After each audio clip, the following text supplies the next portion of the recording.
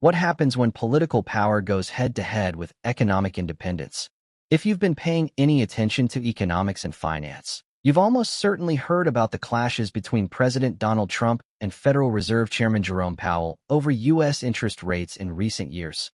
Clashes that reached a boiling point when Trump repeatedly and publicly threatened to fire Powell. Will the gatekeeper of the American economy bow to political pressure? And those verbal battles that may seem far removed from your daily life. How do they actually affect your wallet and your livelihood?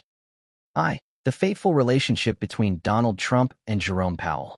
This unprecedented standoff between political power and economic independence dominated American media for a long time, especially during the final years of President Donald Trump's first term and stretching all the way to the present day.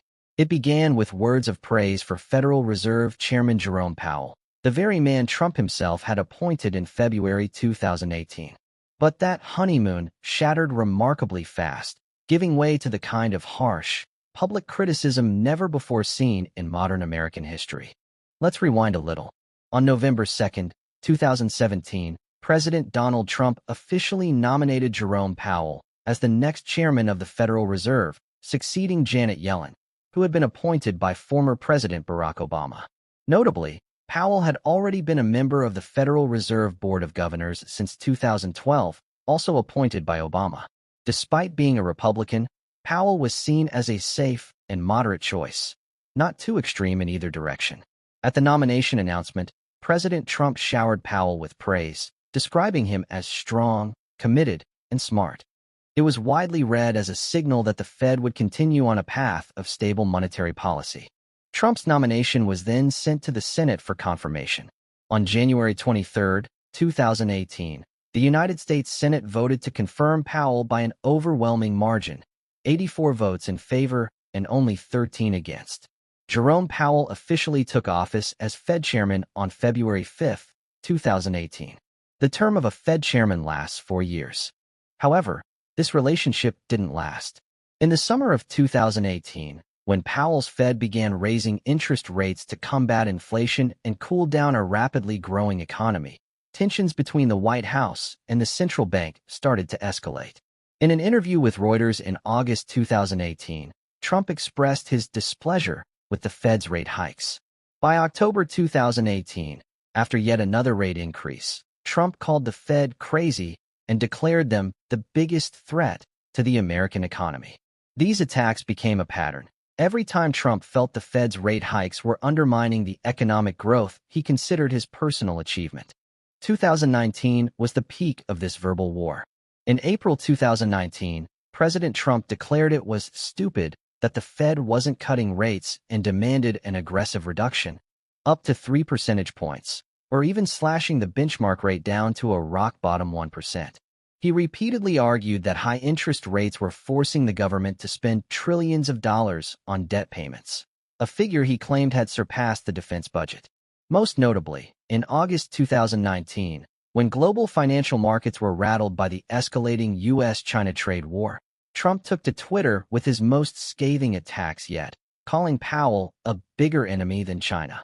He also openly floated the idea of firing Powell, even though legal and economic experts warned that dismissing a Fed chairman would be completely unprecedented and could trigger a serious constitutional crisis, severely undermining confidence in the independence of America's central bank. Moving into 2020, the global economic landscape shifted dramatically with the outbreak of the COVID-19 pandemic.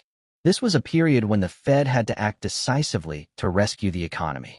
In March 2020, the Fed swiftly slashed interest rates to near zero and launched massive asset purchase programs to pump liquidity into the markets and prevent a financial system collapse.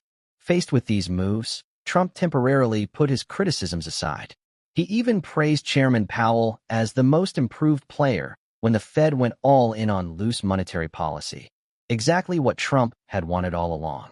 However, as the economy began recovering from the pandemic and inflation started accelerating in late 2021, and especially in 2022, the tension between Trump and Powell flared up once again, even though Trump was no longer president at that point.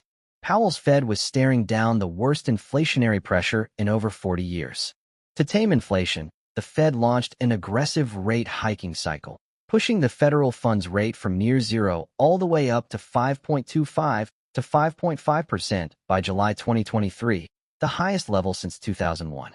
With the Fed continuing to hold rates high to fight inflation, Trump, now the leading Republican presidential candidate for the 2024 election, came roaring back with blistering criticism of Powell. He repeatedly called Powell a fool, a stubborn mule, and Mr. Too Late for failing to cut rates sooner. Most recently, in July 2025, during a rare visit to Fed headquarters in Washington, Trump publicly argued with Chairman Powell over the cost of the building's renovation, accusing the project of running over budget to the tune of $3.1 billion. Powell countered that the actual figure was $2.5 billion and included a separate building that had been renovated 5 years earlier. Although Trump said it was very unlikely he would fire Powell unless there was fraud, he never stopped pushing Powell to do the right thing, meaning cut interest rates.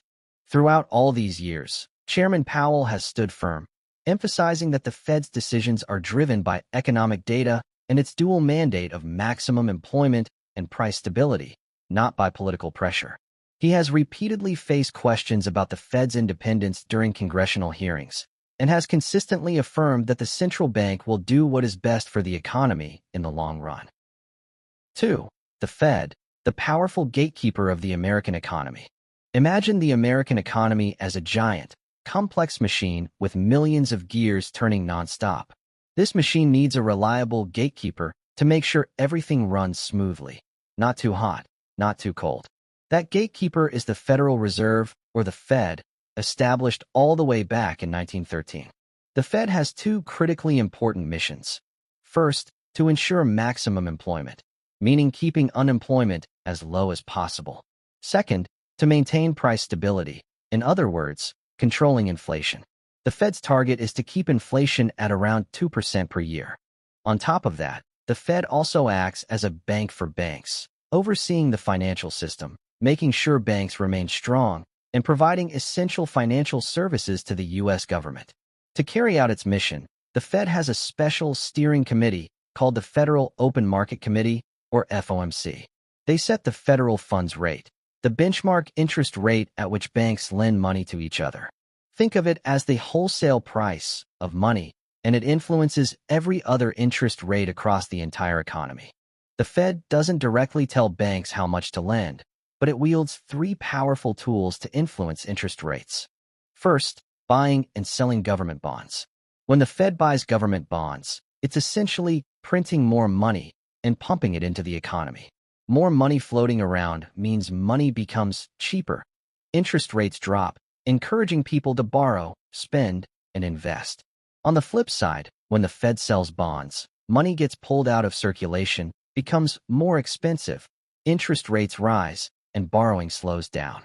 Second, the Fed's own lending rate. This is the interest rate that member banks have to pay when they borrow money from the Fed to cover short-term needs.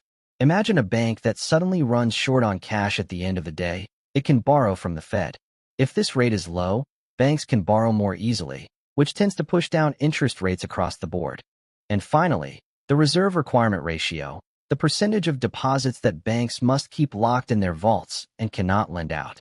For example, if you deposit $10,000 at a bank, the Fed might require the bank to keep $1,000 and only lend out $9,000. When reserve requirements go up, banks have less money available to lend, pushing interest rates higher. When requirements go down, banks can lend more, bringing interest rates lower. One of the most remarkable things about the Fed is its independence.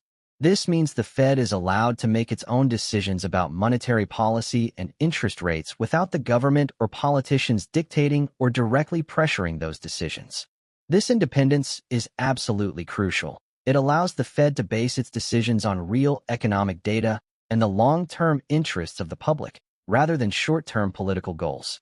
Leading economists around the world, including the International Monetary Fund's chief economist Pierre-Olivier Gourinchas and European Central Bank President Christine Lagarde, have all emphasized that the credibility and independence of central banks are critically important for anchoring inflation expectations and ensuring global financial stability.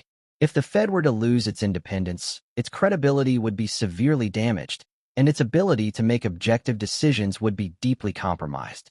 However, as mentioned above, President Donald Trump has repeatedly and publicly criticized and applied significant pressure on the Fed, particularly on Chairman Jerome Powell. He has continuously called for the Fed to cut interest rates.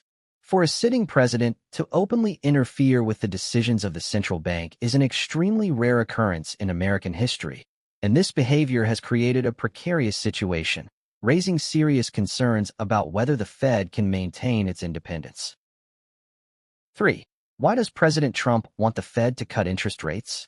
Trump has multiple reasons for pushing the Fed to lower interest rates, mostly tied to stimulating the economy and managing the nation's finances. First, he believes that cutting rates would directly help the U.S. government borrow money more cheaply. With budget deficits growing larger by the year, lower interest rates would be a powerful tool to offset the government's ballooning interest payments. He has even declared, "We're spending trillions of dollars on debt interest, more than the defense budget. It's insane." Second, President Trump believes the Fed's current interest rate policy is holding back the recovery and growth of the American economy. He expects lower rates to serve as a powerful catalyst, encouraging businesses to expand investment and production by making capital easier and cheaper to access. At the same time, lower rates would spur consumer spending by reducing borrowing costs for individuals and families, especially mortgage rates for home buyers. He has repeatedly insisted that the American economy is fundamentally strong and can overcome any obstacle, if only it had the right interest rate policy to back it up. Donald Trump's fixation on highly visible economic indicators like housing prices and employment numbers is also a calculated move. These are the metrics that most directly shape the public's perception of economic prosperity. It's fair to say that Trump's demands aren't driven purely by objective economic analysis. They're also a strategic play to bolster his political standing and cement his legacy. 4. The Fed's position. At the time Trump was ramping up the pressure, the American economy was not in a state of severe crisis. Unemployment was extremely low, near historic lows, in fact, and the economy was still growing. However, there was one worrying problem. Prices were rising faster than the Fed's 2% target. Specifically, reports showed that inflation in June 2025 had climbed to 2.7% year-over-year, up from 2.4% in May. While there were some signs the labor market was cooling, such as fewer new jobs being created and rising layoffs, economists still considered these signals too weak to justify an immediate deep rate cut by the Fed. Given these circumstances, the Fed held interest rates steady at 4.25 to 4.5%. Chairman Jerome Powell and other Fed officials have repeatedly affirmed that keeping rates at this level was the right call. The reasoning was to allow more time to observe the full impact of factors like tariffs and to ensure that inflation was genuinely on a stable downward path toward the 2% target. The Fed was especially concerned that cutting rates too early or too aggressively under current conditions could send prices and inflation risks spiraling upward. In the current environment, the Fed faces a painful dilemma. If it cuts rates to boost growth in response to political demands, it risks reigniting runaway prices. But if it keeps rates high to contain inflation, it could further weaken economic momentum. This could lead to a dreaded phenomenon known as stagflation, a situation where the economy stagnates or barely grows while prices keep climbing. Political pressure from President Trump only makes this equation more complicated, potentially pushing the Fed toward a policy choice that serves neither goal well. What would happen if the Fed cuts interest rates? When the Fed cuts interest rates, borrowing money becomes cheaper. It's like putting a product on sale. Everyone, from businesses to everyday consumers, wants to buy more. Businesses are encouraged to expand production, invest in new projects, and create more jobs because the cost of borrowing goes down. Meanwhile, ordinary people benefit too, as mortgages, car loans, and consumer credit all become more affordable, which in turn drives up spending. For instance, following the Fed's rate cut in December 2024, the growth forecast for the U.S. economy was revised upward to 2.5%, reflecting expectations of a more dynamic economy. Lower rates also reduce the cost of capital for businesses, encouraging them to invest and scale up production, which can lead to higher profits and make stock prices more attractive. However, Cutting interest rates is always a double-edged sword, and its dark side is the risk of reigniting the flames of inflation. An overly aggressive rate cut scenario, such as slashing rates to 1% or cutting by 3 percentage points as President Trump desires, could easily backfire.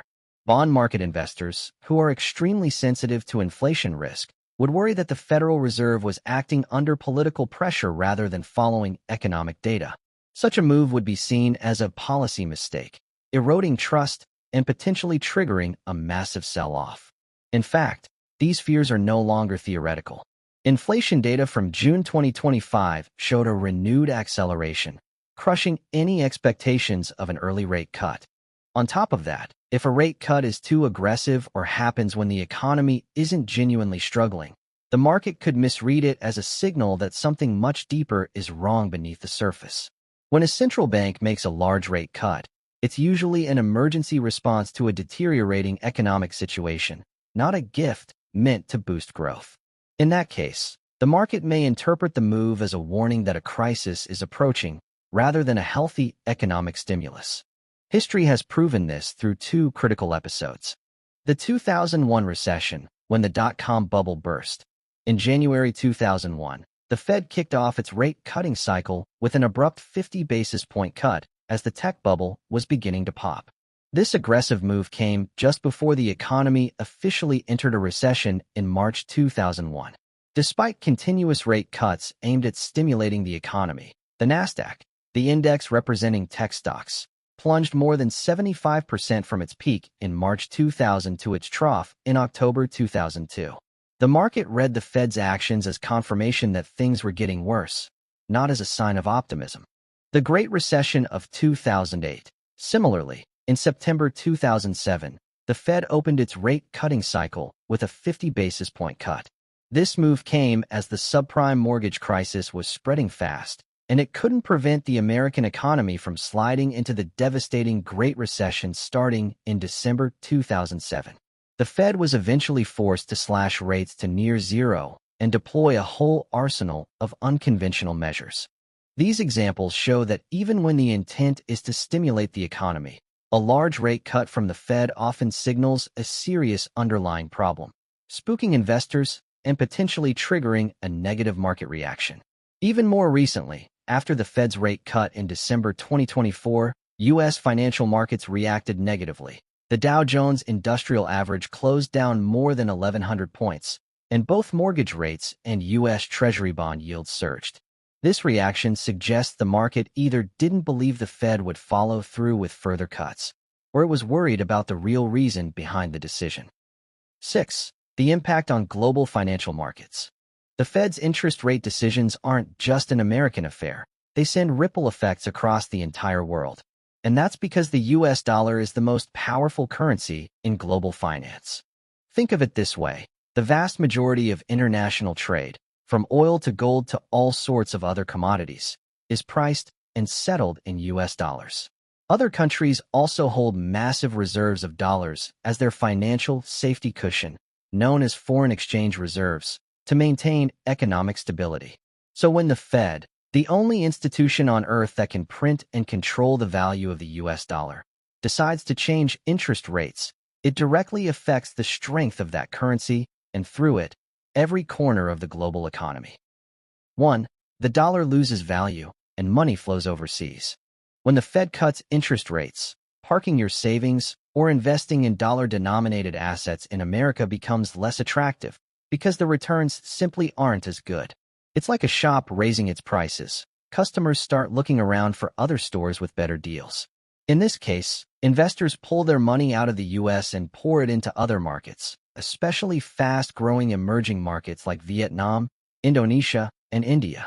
In fact, in November 2023, when US inflation came in lower than expected, the market immediately predicted the Fed would cut rates soon.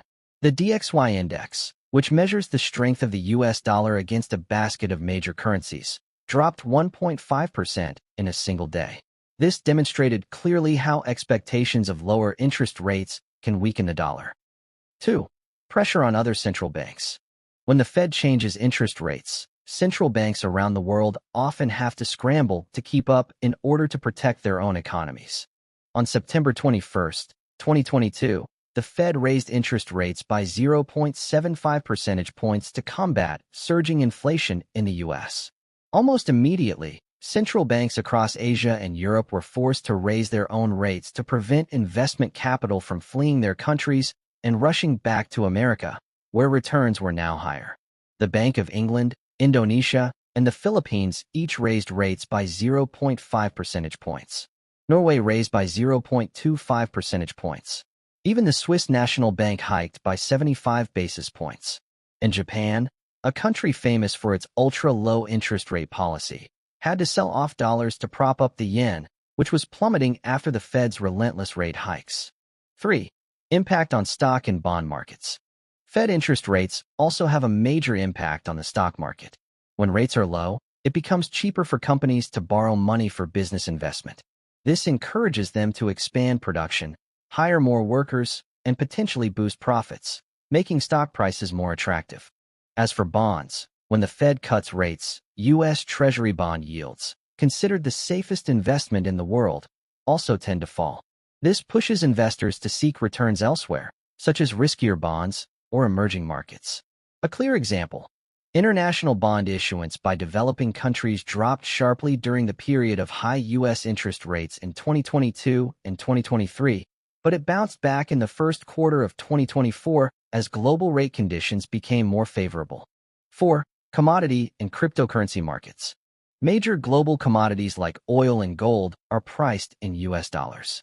When the dollar strengthens due to high interest rates, commodities become more expensive for countries that don't use the dollar, squeezing import-dependent economies.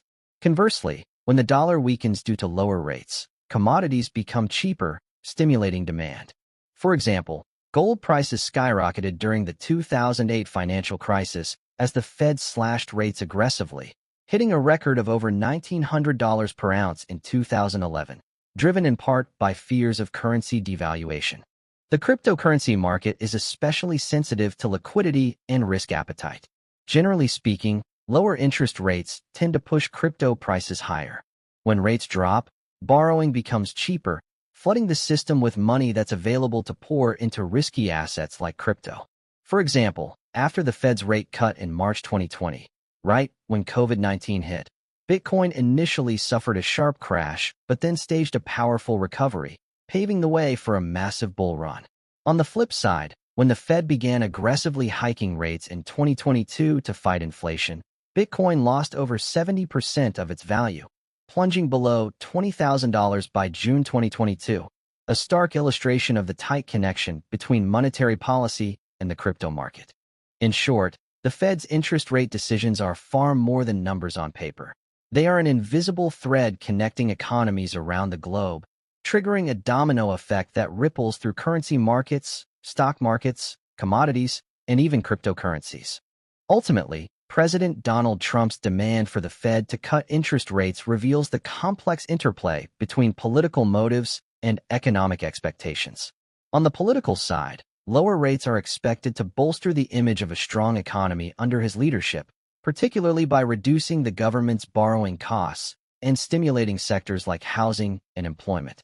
However, the Fed's position is anchored in the two core missions assigned by Congress: maintaining price stability and ensuring maximum employment, both of which demand a careful approach, independent from political pressure.